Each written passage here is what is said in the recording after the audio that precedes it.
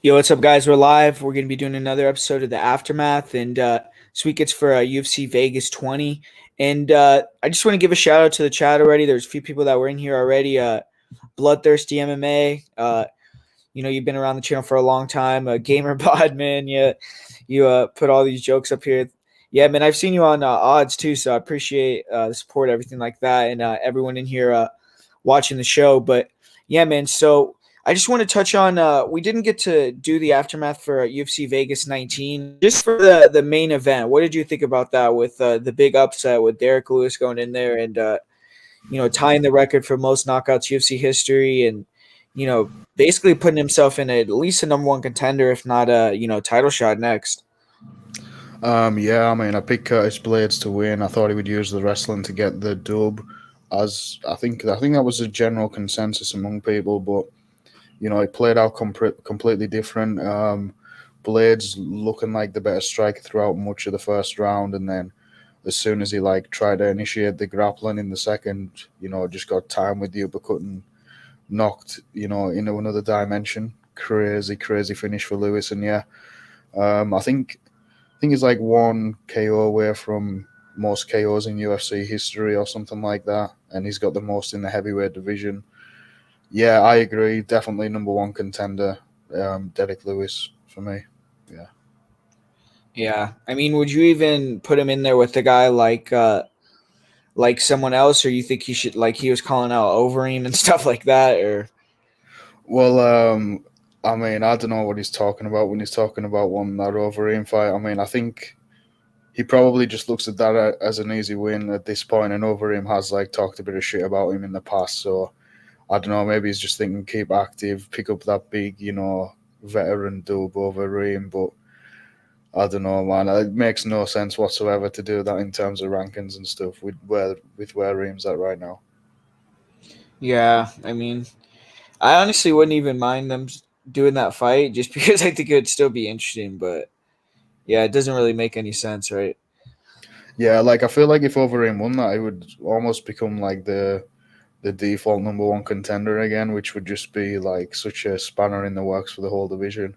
There's been a whole lot of movement in the heavyweight division these last few weeks.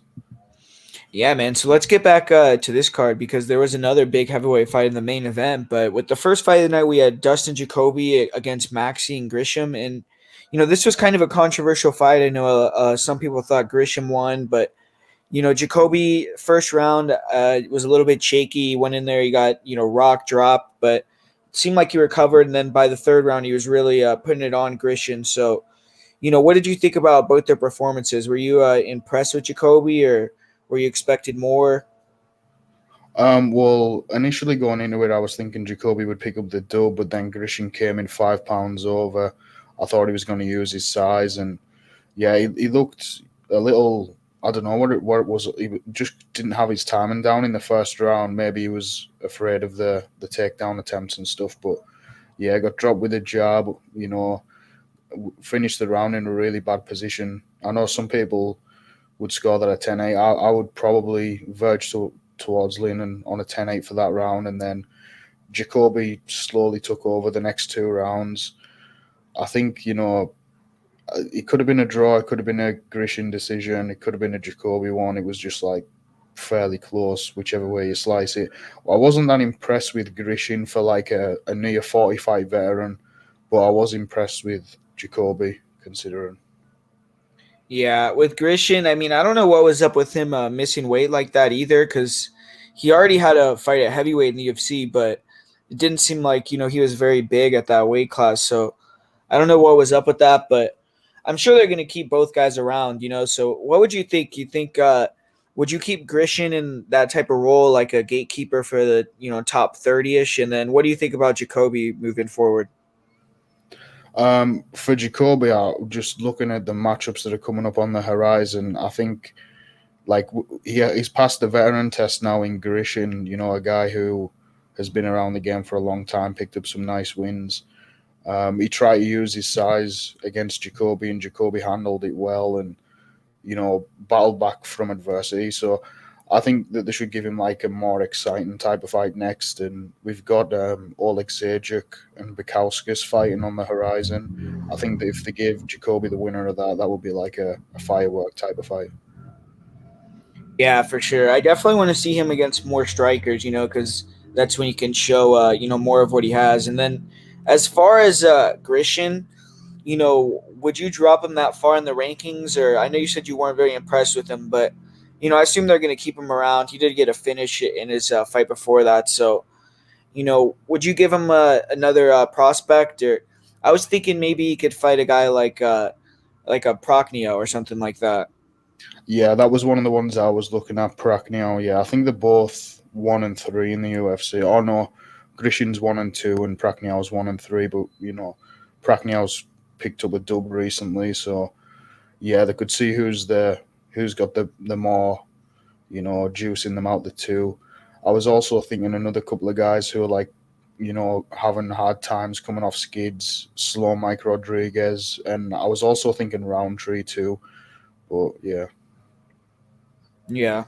So yeah, I mean, those are interesting matchups. I'm not really, and I don't know. I don't know if Jacoby's going to get into that top 15, but he has looked good in his second run in the UFC. But I was impressed with this next guy that got the win with Ronnie Lawrence. I thought, he really dominated. Got I don't know how many takedowns, but eventually finished the fight two in the third round. And he's looked good in the contender series. Looked good against Vince Guerrero now. So I actually think he might be a prospect to watch. But what was your opinion on the fight and Ronnie Lawrence there? Yeah, I mean, I think Lawrence did. There was some questions about him coming into it. I think that in terms of his striking, especially, I think there was definitely some questions to be answered. But he actually looked pretty good in there, put it all together well. Multiple takedowns, pretty much dominated the fight until he got the finish in the third round against a very tough Vince Cachero. He took a fight against Emma's upperweight division on short notice, and Emma's couldn't put him away. So that was a really good look for Ronnie Lawrence. Yeah. Yeah, and then as far as him moving forward, would you move him up, slowly, give him another couple building fights, or do you think he's ready to, fight a guy that's more established? Well, I do think he shows promise, but at the same time, I think it's a little bit too soon to say, where he really lies yet. So I was thinking a guy like Tony Kelly. I think that would be a fun stylistic matchup. Or another guy who's just picked up a big win and bounced back, Eamon Zahabi. Yeah, see, those are good ones because I feel like you're not going to kill off a prospect. Because I was thinking more like you could fight maybe like Castaneda, but I actually like yours a little bit better than that one. Yeah, I did see when I was going through them, I seen Castaneda. My only concern for that was just the experience level for Castaneda. He's fought like a hell of a lot more times, whereas Kelly and Zahabi have had like a more similar amount of fights as Ronnie Lawrence. Yeah, Yeah. yeah, that makes sense. And then as far as Vince Guerrero, I mean, he's 0-2 now, but like you said, he had the one fight at 145 pounds. He has 1-4 in his last four fights, though. So, I mean, what do you think about him? You think he's gonna stick around, or you think he's gonna be cut, or It's tough to say. I mean, he really didn't look good in this spot. I mean, he hung tough for as long as he could, but he was just completely outskilled and pretty much dominated the whole fight. Didn't put on the best performance against them as it looked okay at the time considering the short notice and everything, but that's twice back to back he's been, pretty handedly beat. So I think if they were to keep him around, they should give him a guy like Aaron Phillips, a guy that's already been in the UFC and not had any success. So they could see, which one of them is worth keeping around. yeah, another guy I was thinking that he could fight is Mark Striegel because I actually think Mark Striegel is a decent fighter. So I would just want to see that fight. Kind of a get back fight for Mark, but you Yeah. know with this next fight, Alexis Davis, she went in there, got the upset over Sabina Mazo. So, she looked good in there, but I'm not necessarily, sold on her making another run. I think she's probably going to stay up at 135. Mazo's going to go down to 125. So, In my opinion, it was good fight for Alexis Davis, and I don't really think it was too bad for Mazo either. It was a good learning experience, and she'll probably go back down to her weight class. And she didn't look terrible in the fight. So, I mean, what did you think about both of them, and what do you think about Alexis Davis moving forward at 135? Yeah, for Alexis Davis, it was a nice, crafty veteran style win. Yeah, just relentless grappling gets it done. Sabina looked somewhat okay in places, but just had no answer for the heavy top position of Davis, and yeah, not a good sign for Sabina at 135. I would agree. She did look pretty good, like going into the fight, but I mean, if this is going to happen, she's already struggled with other grapplers in lower weight division. So I agree. I think she should move back down. And for Davis, I think moving forward, I think a really fun stylistic fight for her now that she's kind of like relevant again would be Carol Rosa up and coming. I think that's like a clash of similar styles, but Rosa's like the younger, fresher girl. Yeah, that would be an interesting fight because Rosa just had that really good win against Jocelyn Edwards. So they're both be coming off wins. Someone else that I was thinking she could maybe fight is Paney Kianzad. I think that'd be another kind of similar style matchup where they're gonna strike. So that would be a good fight as well, I think. But Alexis Davis, I just don't know if she can't get the takedown. Her striking has gotten better, but like against girls like Panny and Rosa, I really feel like those would probably be on the feet. So yeah, I'm not sure. Do you think Alexis Davis actually is someone that can get more wins and get back into that top 10, or you think she's just kind of gonna win one, lose one type of thing? Yeah, I think it's a battle against the clock type of situation for Alexis Davis. I think she'll stop some of these young up and comers, especially ones like Sabina Mezo that don't have like a strong wrestling background. But yeah, um, yeah, I think she'll maybe pick up one or two more wins, but I don't expect her to like go on a run or anything. Yeah, and then as far as Sabina Mazo, you said you think she's going to go back down to 125, or at least she should. And at 125, she still is on a win streak. So a fight that I was thinking that could be interesting. Just I feel like storyline wise would be her versus Macy Barber. But what do you think?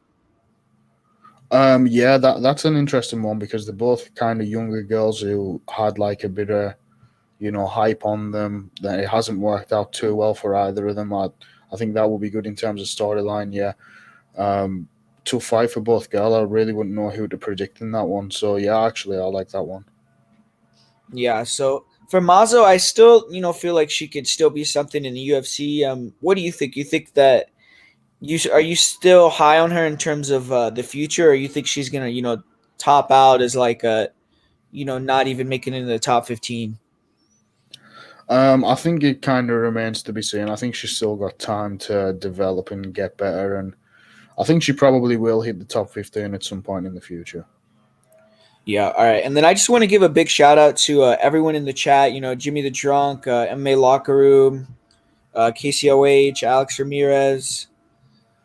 So everyone in here, yeah. And so KCOH thinks Macy would smash Mazo, but yeah, that's a fight that I think it'd be like some people would have that type of opinion. And then, like you said, other people would maybe think Mazo would win. So it's an interesting one.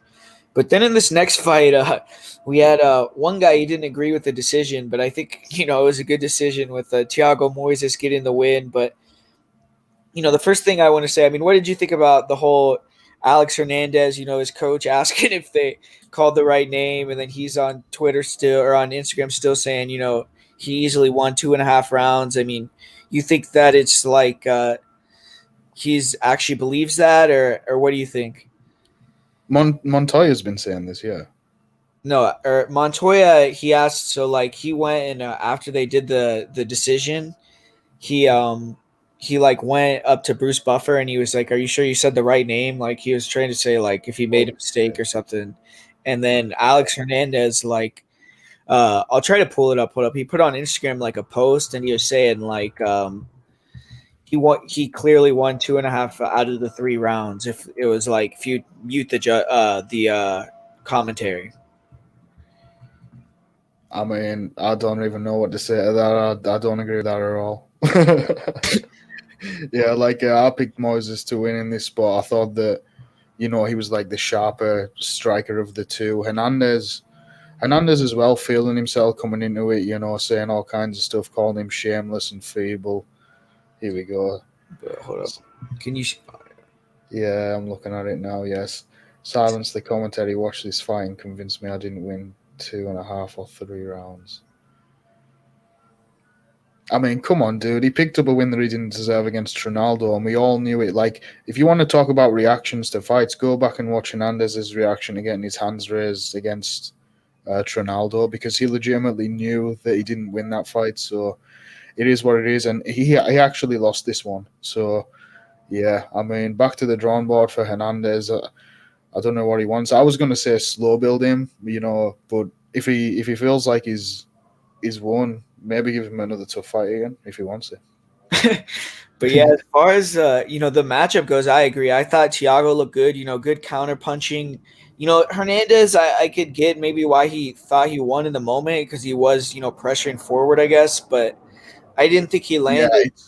if you're in the midst of a fight, it's understandable for Hernandez to think that the onus is on his coaches to tell him otherwise. And if the rounds are close and you're telling your guy that you clearly won, well, you're doing him a disservice. You know what I mean? Yeah, for sure. But yeah, I mean, I thought Moises looked pretty good, and as far as the fights go, for or the what they're gonna do following, Moises has had a nice little win streak now. So, you think he's should get a top 15 opponent? Yeah, I think he's kind of ready for the next level. I'm not sure about quite top 15. I'm not sure if this guy's even ranked still at lightweight, but I was thinking either Kevin Lee once he returns from his injury. I know he's been out for a hell of a long time now, so he's probably due to be back soon. I think that would kind of be an interesting one. And also, I don't think the UFC would do this because this one kind of is a prospect killer, but Moises and Sarukian. Yeah, that would be an interesting one for sure. It'd be like kind of like a clash of styles as well. And then another fight I was thinking they could do is him versus whoever wins that fight with um with Grant Dawson and Leonardo Santos. I feel like that could be a decent fight right there too. But as far as Alexander Hernandez goes, I'm not really sure. I mean, I don't. It's hard to matchmake him in my opinion. I feel like maybe they could give him a guy like a Clay Guida. I don't know. I mean, what do you think? Clay was one of the ones that I looked at, but yeah, again, like he's not looked too impressive, and he's coming out with this attitude of thinking that he's still a winner. I don't know. They could give him Clay. I think that's kind of like a bounce back fight for Hernandez. Um, the suggestions that I was going to have is another couple of guys who were coming off of losses. Um, a kind of a situation where who has the most amount of stock, either Renato Moicano or, and I think you'll like this one, Davi Ramos. Oh yeah, that would be a sick fight. Him versus Davi. Yeah, Another yeah. one I was thinking. I don't know if he. I saw he might have gotten cut. I don't. If you might know, if maybe I'm wrong, but if did Mason Jones did he get cut or no? What? Got cut? I don't believe so. Okay, yeah, it might be. No, it was Reese McKee. It was Reese McKee that got cut. All Yeah, right, yeah, yeah. In yeah. fact, So I would be all down for that one. Hernandez versus Jones. I think that would be a great fight, honestly. yeah, Hernandez versus Mason Jones. I feel like that'd be a sweet fight for sure. But I don't know if they would do that because Mason Jones doesn't even have a win yet in UFC. But Yeah, if it's kind of situation where if he loses that one, it's like a really bad start to his career. yeah, so I mean, it would still be. I feel like a good fight though for sure. I feel like they're kind of like on a similar level. But in terms of Thiago Moises, I do think he looks pretty good now. His striking, his counter striking looked really good. So I'm excited to see what he does moving forward. But moving on, the first fight of the main card, we had Alex Caceres versus Kevin Kroom, and a lot of people thought Kevin Kroom was going to go in there and get the win, but Alex Caceres had another dominant decision win in the UFC. I mean, he went in there and destroyed Kevin Crew, in my opinion, beat him on the feet, was better than him on the ground, and put up a pretty good performance. But there was still, some things I feel like he showed some poor cardio. I don't think that he really, was going super hard for that finish. I feel like he could have maybe finished the fight, but he did what he had to do to get the win. And Kevin Kroom, I don't know if he's going to stick around in the UFC. It didn't really look very good to me. But what did you think about the fight? Yeah, it was kind of like a grindy type of fight. Just kind of what you expect from Caceres at this point. If you can't get him down and control him, he's probably going to be able to outpoint you at range. So yeah, it was just kind of an all-round mixed bag type of fight. There was a moment where Caceres had Kroom in a triangle, and I think a lot of people thought that that was that, and it was a wrap. So I don't know how the hell Kroom got out of that, but yeah. Other than that, pretty somewhat decent fight. Win streak now for Caceres, and as you said, kind of underwhelming for Kroom. I know that in his pre-fight interview, he was talking about being a champion by the year 2023. So I think he's going to have to go back and do some revising.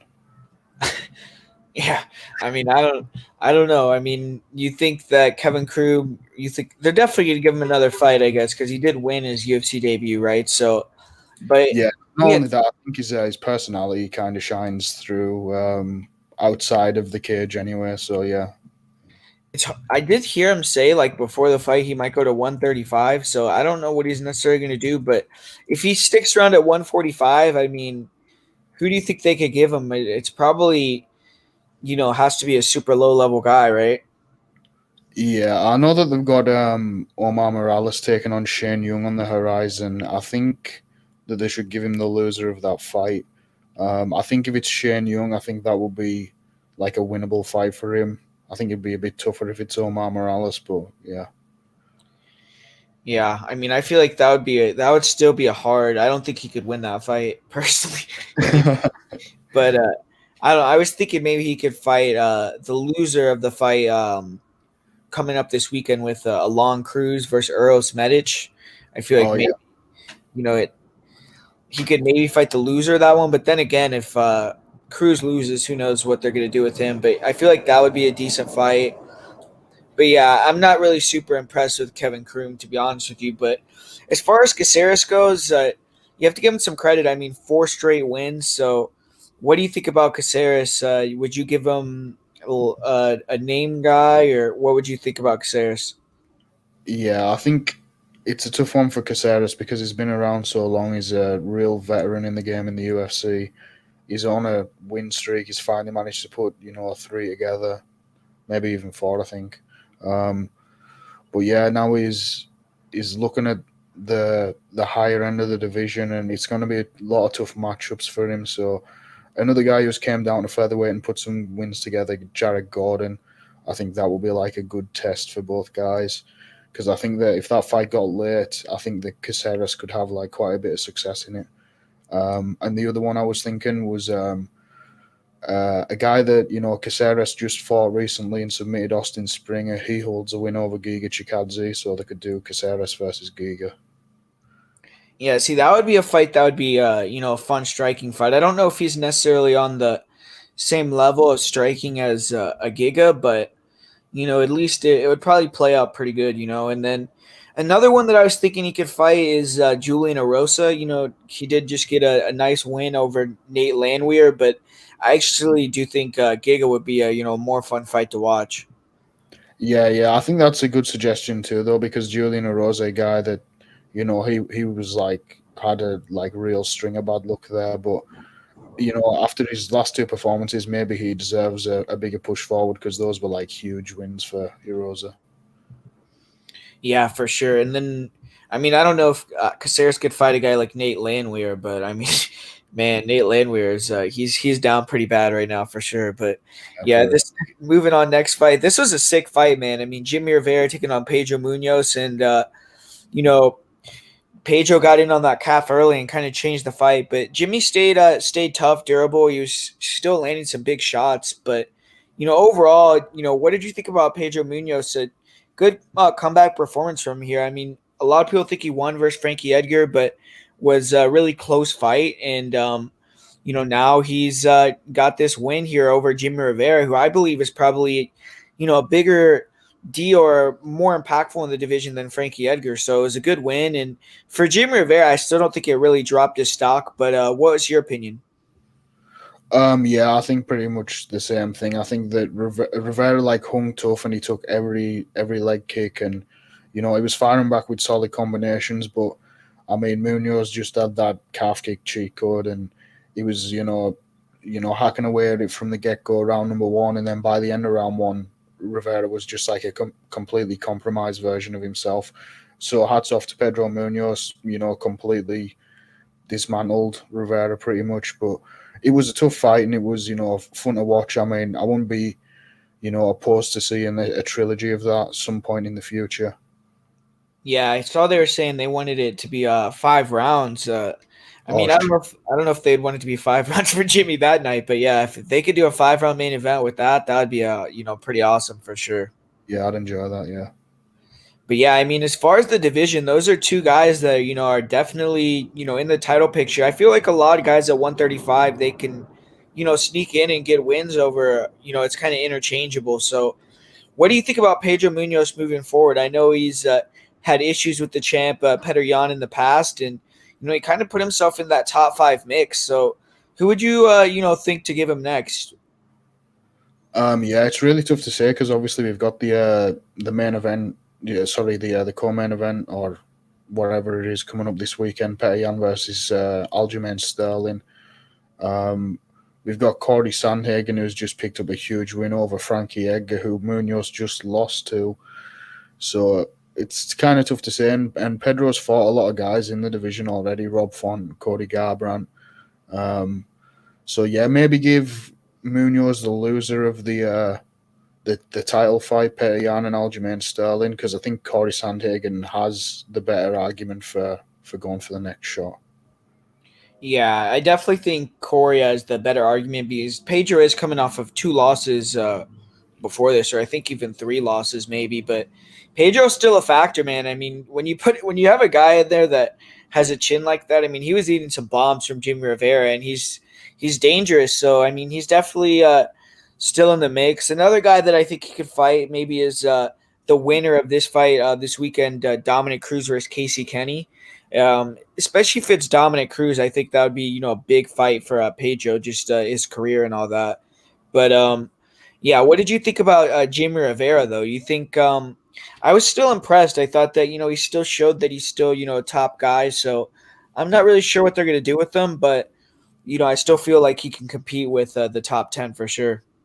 Yeah, I think outside of that calf kick, which paid dividends down the stretch, I mean, I still think if they'd done a third one, it would be razor close. If Jimmy could come up with an answer to that, but it's funny, isn't it? The calf kick becoming more and more prominent, recently. But yeah, for Jimmy moving forward, it's another one that's kind of tough to say who you want to see him go up against next.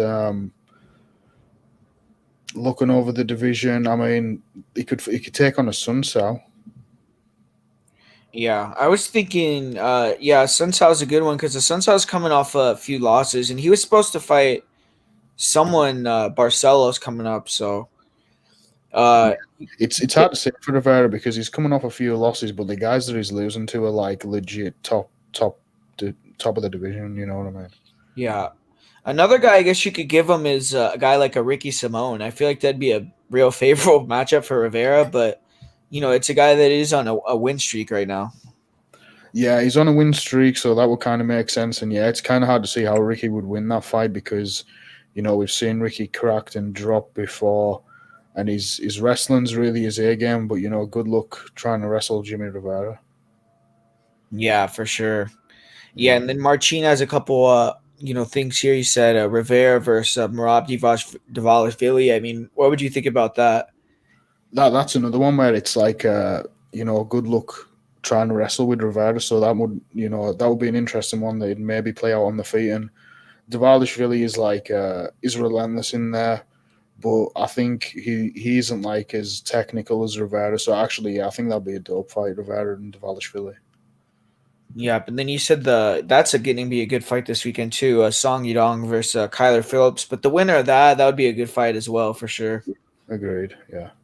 But yeah, shout out to Justin Jr. He's going to be doing an interview with Jason Knight this week. So yeah, thanks for watching, Junior, and make sure to check that out for sure. But we're going to be moving on to the next fight. It was actually a draw with Montana De La Rosa versus Mayra Bueno Silva. I heard some people were saying they felt that it was going to be, it was a little bit early to take a point, but it was a pretty blatant fence grab. It did stop the takedown. So, I mean, first of all, what was your opinion on the whole taking of a point, and who did you think actually won the fight?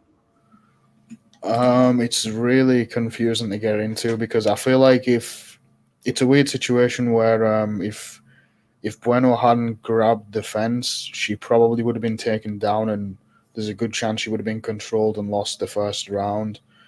And then the second round, I think, was up in the air, kind of.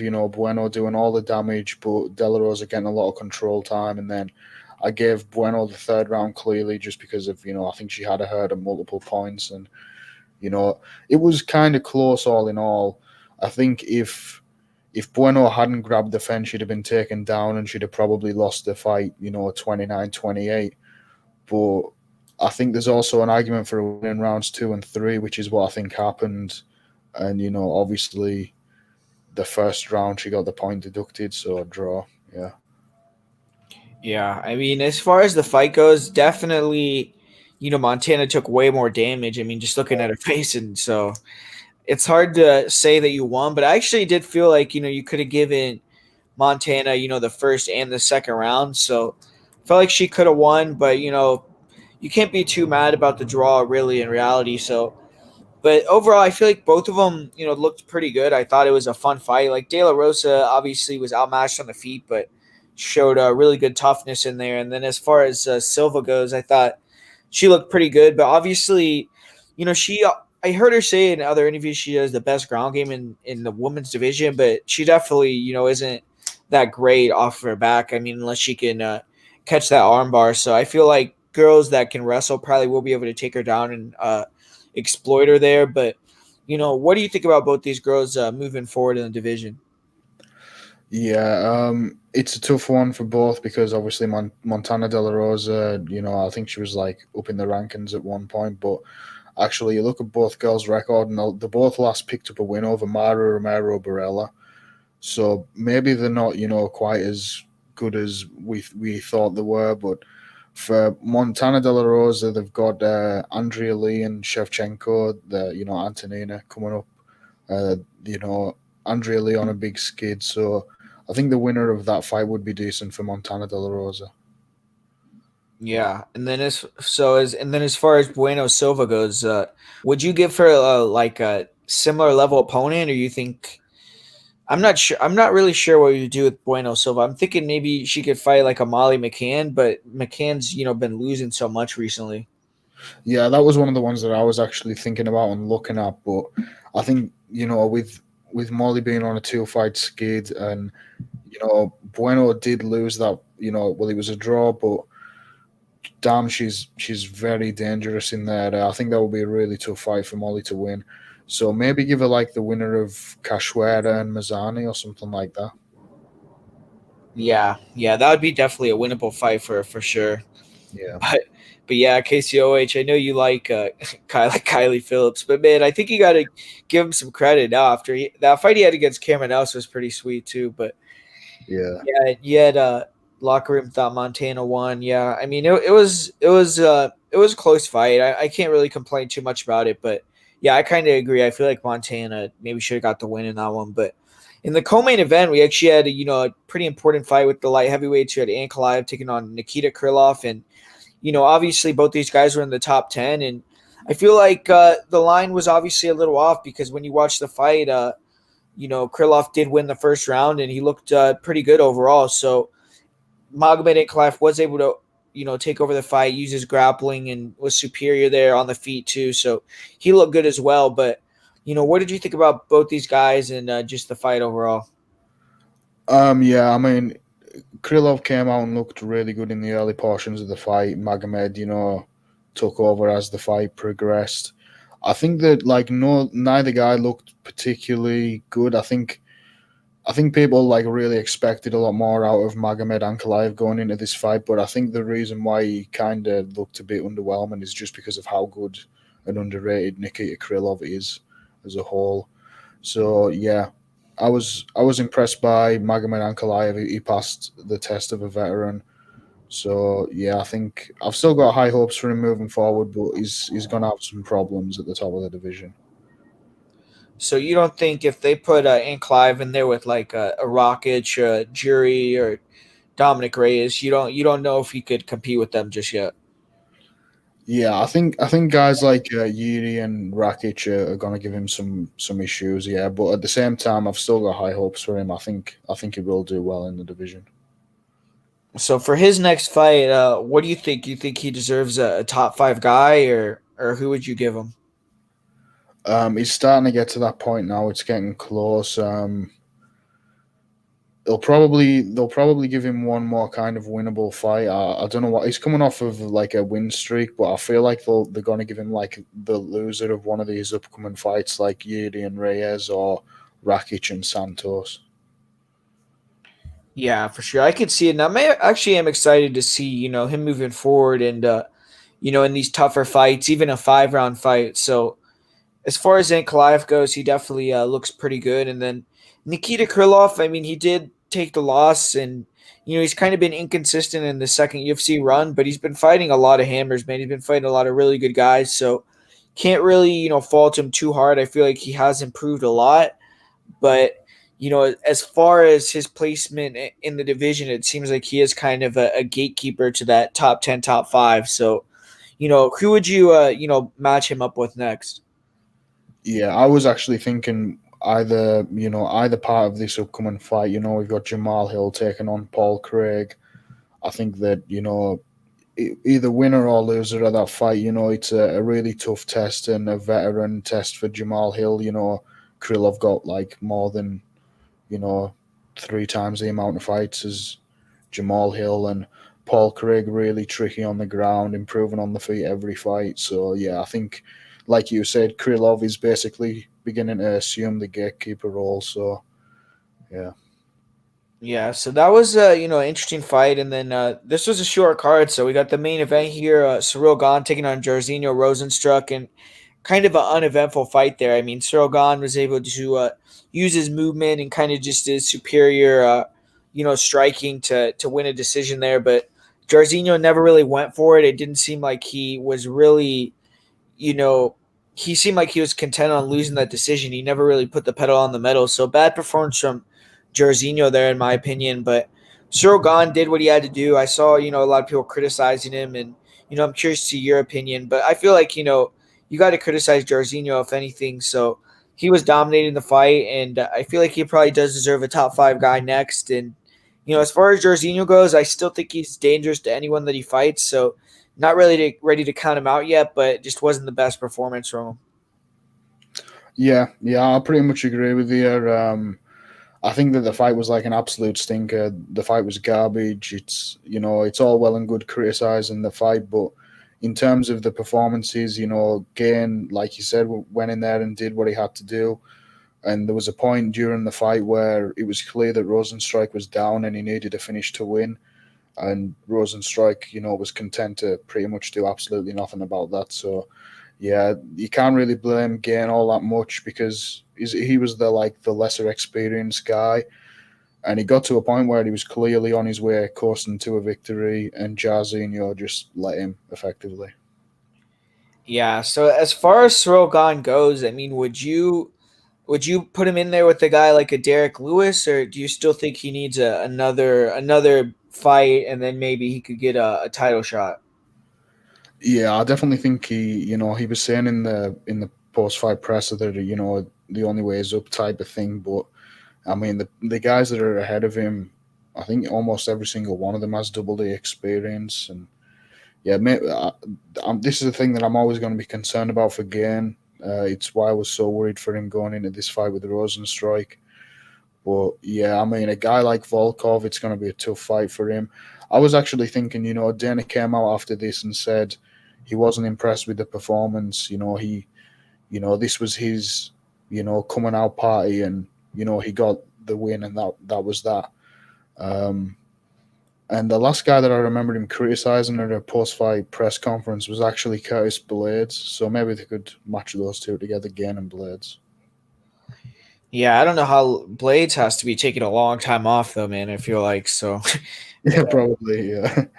Yeah, man. I don't know, but that would be an interesting fight because it would test, truly how good his grappling is. Because it's kind of hard to say. He hasn't really faced anyone that's tried to take him down at all. So Yeah, one of the things he was saying at the post-fight press conference was that he tried to finish, and I was like trying to think back to the fight or any point that he did try to finish, and the only thing that I can really think of was that like almost standing rear naked choke attempt with no hooks. Like he didn't really try to finish the fight, in my opinion.